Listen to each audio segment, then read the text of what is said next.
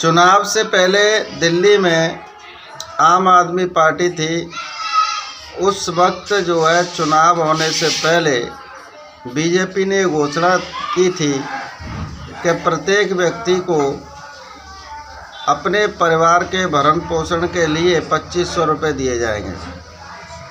लेकिन गरीब आदमी ये दिमाग नहीं घुमा पाता है क्या 2500 रुपये हमको सीधे सीधे जेब में आ जाएंगे।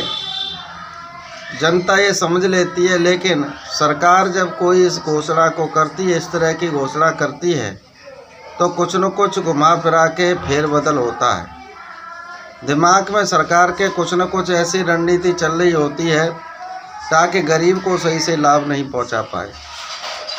अब मैं आपको बता दूं कि सरकार बनने के बाद बीजेपी ने ये घोषणा की है कि जिस व्यक्ति की 1 वर्ष की आय यानी 1 वर्ष में अगर 3 लाख रुपए से कम कमाता है तो उसी व्यक्ति को 2500 रुपये मिलेगा। लेकिन आप ये देखिए कि जब गरीब रहेगा दिल्ली के अंदर तभी तो मिलेगा। यानी 1 साल में 3 लाख का मतलब है 25,000 रुपये महीने। दिल्ली में आप समझ सकते हैं कि जो भी गरीब से गरीब व्यक्ति रह रहा है उस व्यक्ति की यदि महीने की आमदनी कम से कम 40,000 रुपये महीना हो तभी उसका घर चल पाता है। क्योंकि यदि किराएदार है तो कोई भी कॉलोनी ऐसी नहीं है जहाँ पर 2,500-3 हज़ार रुपये से कम किराया हो। एक कमरे का किराया इतना होता है 3,000 रुपये या 2,500 रुपये, प्लस 1,000 रुपये बिजली का बिल मान लीजिए, 500 रुपये पानी का बिल मान लीजिए, तो ये कितना हो गया 1,005, 500, 1,500 रुपये और 2,500 रुपये कमरे का जो है किराया, तो कितना हुआ 5,000 रुपये। 5,000 रुपये ये तो मोटा मोटी आपका सीधा सीधा उसका जाना है जो किराए पे रहता है। और अगर उसके खर्चे की बात करें तो आज की महंगाई को देखते हुए अगर सब्जी चाय पानी को लगाया जाए तो कम से कम 300 से 400 रुपये का खर्चा होता है। यानी 16,000 तो लगभग आपका ये हुआ, 16,000 और 5,000 21,000। अब उसके पहनने ओढ़ने का खर्चा, आने जाने का खर्चा करीब 3,000 रुपये मान लीजिए। 3 से 4,000 रुपये का खर्चा वैसे हो जाता है तो समझ लीजिए कि दवाई दूरी से लगा करके 5-7 हज़ार रुपये हर महीने 1 साल का खर्चा मान लो हो ही जाएगा। तो आप ये समझ सकते हैं कि करीब 30,000 रुपये जिसका पॉकेट में कम से कम आ रहा है उसी का घर चल रहा है। किराएदार की बात कर रहा हूँ। और अगर ये मकान मालिक है जिसके घर में 5-7 कैंडिडेट हैं, अगर उसकी आमदनी 50,000 रुपये महीने होगी तभी उसका खर्चा चल पाता है।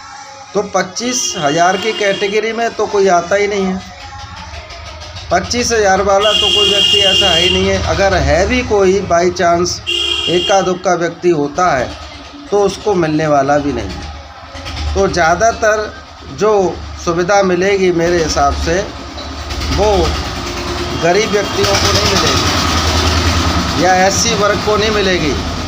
उन व्यक्ति को सुविधा मिलेगी जो या तो पार्टी के कार्यकर्ता हैं या बीजेपी से अपना लिंक बनाए हुए हैं या बीजेपी जिनके अपने खास रिश्तेदार हेतु रिश्तेदार हैं उन्हीं को पैसा दिलाने का काम करेगी, या विधायक या जिस नेता से भी जुड़े हुए जनता जनार्दन लोग हैं उन्हीं को ये सुविधा पहुंचाने का काम करेगी। गरीब को लाभ कभी न मिला है और न मिल पाता है।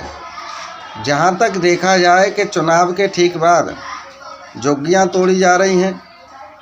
अगर गरीबों को भी ले लें तो झुग्गियाँ तोड़ी जा रही हैं, तो गरीब रहा कहाँ।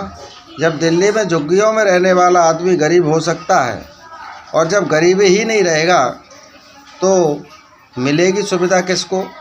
मकान जो बना लेता है दिल्ली के अंदर वो तो वैसे भी गरीब नहीं है, वो तो उस सुविधा से परे हो जाता है क्योंकि उसका मकान ही कम से कम 30-40 लाख रुपए का है, तो वो तो वैसे ही रईस हो गया, तो वो गरीब रहा कहाँ। तो ऐसे लोगों को सुविधा मिलेगी जो रईस हैं, जो खाते पीते परिवार के हैं। गरीब लोगों को तो सुविधा देते देते इतनी देर हो जाएगी कि गरीबों को तो दिल्ली से भगा दिया जाएगा और ताकि ये सुविधा लोगों को नहीं मिल पाए। तो इस तरह से बीजेपी ने झूठ बोल करके अपने भला किया है और गरीबों को मिटाने का काम किया है। आज आप देख सकते हैं कि दिल्ली खाली होने जा रही है। मैंने उस वीडियो में ये भी बताया था आज से चुनाव से पहले कि अगर बीजेपी को वोट मिला और बीजेपी की सरकार बनी तो कोई भी गरीब झुग्गी झोंपड़ी वाला, मीडियम परिवार वाला या जो डीडीए की ज़मीन है वो व्यक्ति दिल्ली में नहीं रह पाएगा। दिल्ली खाली करा दी जाएगी, सारे मकान तोड़वा दिए जाएंगे। यही रणनीति बीजेपी की है और आगे भी रहेगी। तो भाइयों, मैं कहना चाहता हूं कि आपने जो कहते हैं ना कि अपने पैर में कुल्हाड़ी मारना, अपने पैर में कुल्हाड़ी मार करके अपने सुकून और शांति को खोने का काम किया है और अपने आप को एक गड्ढे में डालने का काम किया है जो आपको ही भोगना है और किसी को नहीं भोगना है। तो धन्यवाद।